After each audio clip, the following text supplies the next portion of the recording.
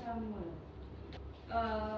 orang yang takut akan Tuhan, dia tuh di rumahnya ada takut Allah. Ketika takut Allah ada di dalam rumahnya, dia diberkati dengan luar biasa. Takut Allah itu melambangkan kehadiran Tuhan. Di mana ada takut Allah, disitulah hadirat Tuhan berada. Di bait Allah itu kan juga gitu, yang tertutup tirai, di dalamnya ada takut Allah. Yang harus masuk ke situ kan imam. Imam aja kalau ada dosa dia mati. Makanya imam tuh kalau mau masuk bait Allah, ruang Maha Kudus, dia kan harus diikat kakinya. Jadi kalau jalan, ketika mati bunyi kerincing, ada yang jatuh kan, berarti tinggal seret aja, ditarik ini jenazahnya dari. Karena begitu sucinya takut Allah, melambangkan kehadiran Tuhan Maha Kudus, kekudusan Tuhan. Tidak sembarang orang bisa pegang takut Allah. Hanya Imam Lewi lah tugasnya yang ngurusi itu. Nah, takut Allah ada di rumahnya si Abinadab. Dan itu harus dipindahkan ke bait Allah. Harus segera dipindahkan ke sana, harus di kemah suci, harus dipindahkan ke tempatnya. Nah, Imam Lewi itu kan yang harusnya jauh tempatnya dari rumah Abinadab ke tempat bait Allah itu. Dia harus panggul seperti ini, harusnya Imam Lewi. Nah, si Daud itu kan orangnya baik, betul nggak? Si Daud itu orangnya penuh belas kasih. Saul aja yang jahat aja dikasihi, dan Saul yang selalu ingin membunuh Daud. Nah, si Daud berpikiran seperti ini. Udah, takut Allah ini, misalnya takut Allah ini jangan, dia nggak boleh pegangin. Takut Allah ini nanti biar dipanggul caranya lembu jantan yang terbaik, 4 lembu jantan itu yang akan. Jadi kamu tahu itu kalau membaca Saul itu kan dipanggul gitu. Nah, baca Saul itu kan buat gitu kan, lembunya nanti kerbonya itu bersini terus nanti diseret gitu. Nah itu dibawa sama 4 lembu supaya Imam Lewi nggak capek panggul-panggul gitu kan, nggak boleh jatuh juga kan, takut Allah itu. Maksudnya Daud kan baik toh. Nah, udah nanti lembu-lembu aja yang bawa, lembu yang baik, lembu yang jantan, yang gagah, lembu yang baik, pokoknya terbaik itu nanti sudah disiapkan sama Daud. Imam Lewi itu masang lembu-lembu jantannya,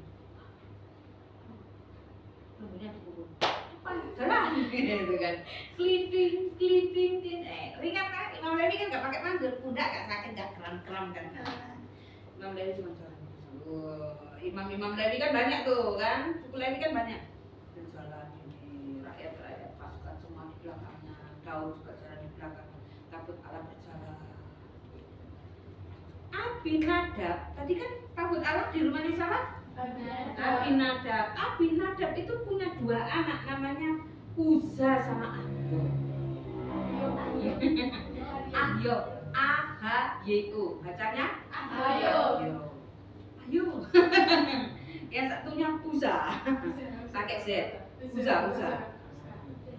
Si Uza ini yang selalu merawat takut Allah di dalam rumahnya. Nah, dia ini di sampingnya takut Allah ketika takut Allah dibawa oleh domba, lembu jantan yang terbaik tadi. Si Ahyo ada di depannya. Ahyo itu karena lembu itu kan pasti, lembu yang terbaik pasti daerah Abinadab loh. Ahyo ya, jalan gitu kan. Ahyo kan di depannya lembu. Nah, kalau si Uza di sampingnya takut, jadi jalan, lembunya jalan di sampingnya. Kata lagu, jalan tidak selalu rata, tapi janji Tuhan selalu menyertai. Begitu juga jalan ketika takut Allah itu berjalan, jalan itu tidak selalu rata. Lembu itu kan tidak bisa baca tulis kan, ya. Lembu itu jalan, kadang ada nggak kompaknya. Lembu itu jalan kelentung. Ketika ada lubang, yang sana jalan lurus kelenteng, yang sini terjatuh, tergelincir lembunya. Kira-kira apa yang terjadi sama tabut Allah? Hampir mau jatuh. Hampir mau jatuh. Siapa yang di samping tabut Allah? Usa. Ketika tabut Allah hampir mau jatuh, si Usa langsung pegang. Gitu kan? Ya kan?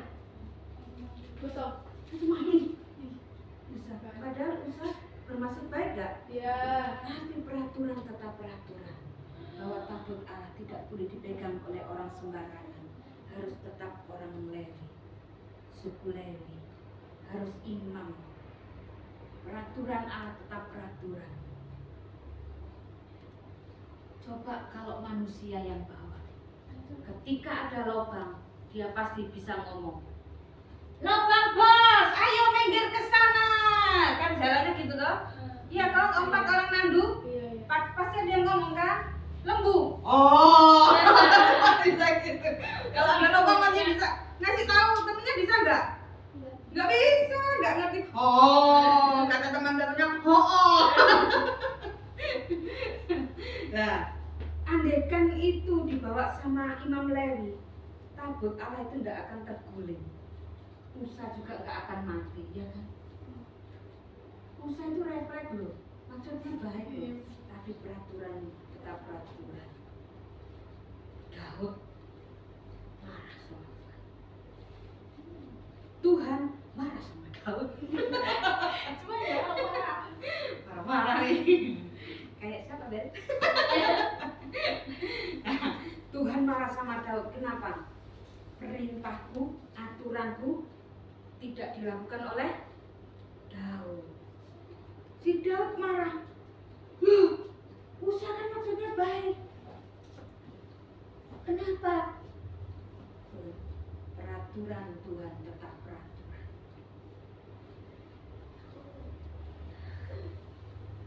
Tuhan bilang jangan berbohong. Sekali bohong,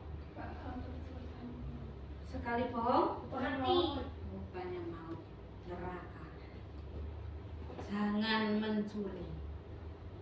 Peraturan tetap peraturan. Jangan ngintip orang mandi. Peraturan Tuhan tetap peraturan. Jangan hormati ayah dan ibumu. Peraturan tetap Peraturan. melanggar artinya Mau. itulah Tuhan. Tuhan punya aturan. Begitu juga ketika Tuhan punya aturan untuk tabutnya. Maksudnya Daud itu baik supaya imam-imam Lewi tidak capek, juga supaya tabut Allah bisa lancar dibawa sampai ke sana. Betul nggak? Maksudnya Daud baik nggak? Maksud baiknya Daud belum tentu itu baik di mata Tuhan. Terkadang maksud baik kita nggak ke gereja karena apa? Hanya alasan maksudnya baik supaya kasih, tapi Tuhan aturan tetap aturan. Hormati hari Sabat. Tuhan bilang mari berkumpul bersama-sama. Aturan Tuhan tetap aturan. Kenapa aturan itu dibuat? Supaya selamat. Coba kalau aturan itu dilakukan oleh Daud, gak akan ada yang mati kan? Usa nggak usah kosong kan? Usa nggak usah mati toh? Pasti orang ini berhati-hati karena dia sudah dilatih panggul tabut. Kan nggak sembarangan orang. Mereka sudah terlatih tahu mana yang harus dipegang, ujung tabut mana yang harus dipegang supaya tidak tersentuh. Imam Lewi kan setiap hari kan pekerjaannya itu. Nah, aturan tetap aturan. Kira-kira hatinya imam-imam Lewi itu gimana? Pendekar. Kamu kalau jatuh pernah? Hancur tuh. Hancur dong. Itu kan tabut Allah. Lambang dari tabut Allah apa isinya? Ada 10 perintah Allah juga. Apalagi Tapi isinya tongkat kabut Allah. Tongkat Tongkat apa? Susah. Harun.